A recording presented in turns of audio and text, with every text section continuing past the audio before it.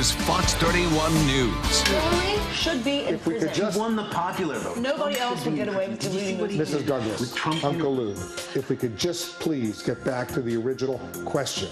Could someone please pass the salt? I'm with Wolf on that one. Let's just get back to the original question. I want some salt. I mean, listen, the issues in our country makes everyone a little tense right now. It's very divisive. Bringing up politics at the Thanksgiving table could lead to a debate so heated you'll need Wolf Blitzer to calm things down. Sometimes there are guests at the feast that just don't seem to want to give it up. They want to talk politics. We've got family psychologist Dr. Cheryl Ziegler here joining us. Always a pleasure to have you. Thanks for having me. This is a real problem. I mean, this actually does happen. And as much as we joke about it, I mean, many families have very different political views. Would you suggest just trying to avoid it altogether? I really would. If you can. I really would. I think particularly this year, this is a really heated topic. And so if you want to have a nice time with your family, and usually extended family, that can have differing views, just really find some other commonalities to talk about instead of going there.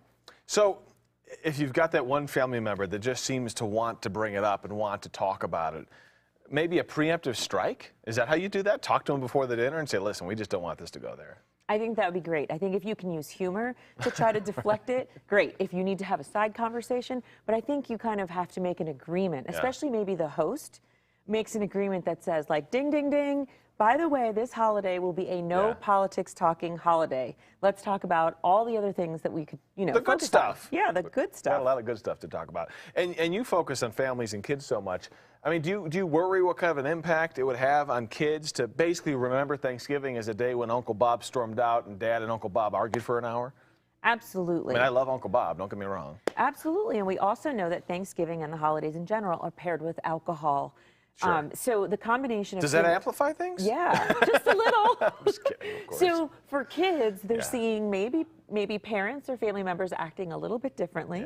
And then the stress of, there's other issues besides politics that are stressful at a big table. And then throw in something that's easy to argue about. And yeah, it's not very pleasant for anybody. Well, yeah, it's like throwing a bomb in, just letting things blow up. I say take a deep breath, right? I mean, and probably should, if you're the host, think about how you're going to deal with it ahead of time. Have a plan. Absolutely. I really think so. I think if you're watching this right now and you're going, oh, I know who that is in my family, then come up with a plan. Maybe call them ahead of time even, or again, try to make light of it if possible, because I think that will work much better than like a really serious conversation. Because we all have an Uncle Bob. I think so. Every family has. I'm pretty sure. An Uncle Bob. Yeah. Thank you so much. Thank you. Dr. Ziegler, always a pleasure. You have great advice, great common sense kind of things that we can do to help with some of these problems. Let's get over to meteorologist Greg Dutra. He's the Uncle Bob. Oh, thank you very much. I appreciate that. I don't know, remember we were talking yesterday, Megan asked what happened